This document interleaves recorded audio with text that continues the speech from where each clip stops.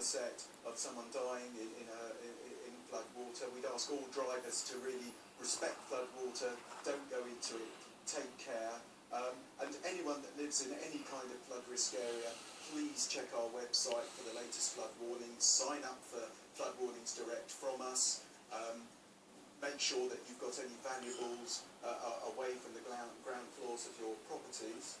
For our part, we're out and about making sure that all the flood defences are working. They're doing a fantastic job at the moment in protecting thousands of properties from flooding.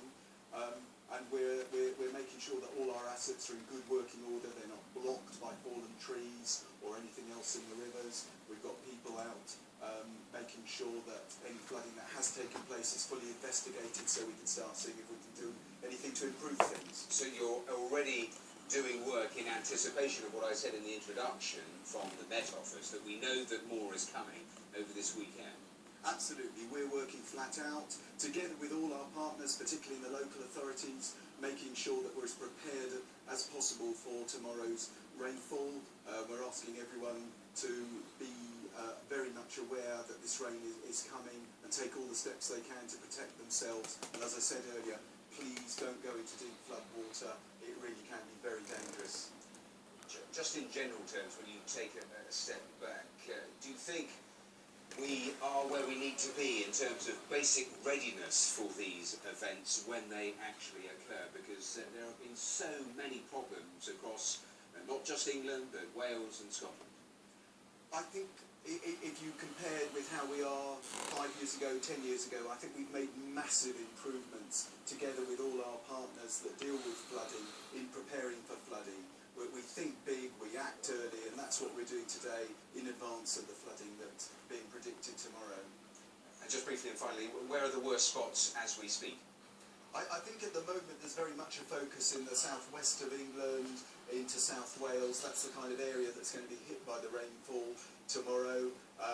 The ground is so saturated everywhere, rivers are very full, so even quite small amounts of rain are having quite an impact. So really the message is we're on flood alert, and we'd ask everyone out there to be on flood alert too.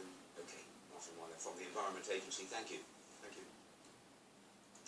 Israeli troops have shot dead a Palestinian man and wounded 9 others along Gaza's border fence with Israel. It's the first violence since a truce between Israel and Gaza's Hamas rulers took hold on Wednesday evening. Israeli troops have been withdrawing from Gaza, but the shooting is being described as an isolated incident and unlikely to jeopardise the Egyptian broken ceasefire. Now, reports from Italy suggest 2 men in their 20s have been charged with attempted murder in connection with an attack on Tottenham fans in Rome yesterday. A group of Spurs supporters who travelled to see their team play Lazio were attacked in a city centre bar. One remains in hospital with stab wounds. The Energy Secretary, Ed Davey, has defended the energy bill, saying the cost of supporting new low-carbon electricity will add less than £100 to the average household bill.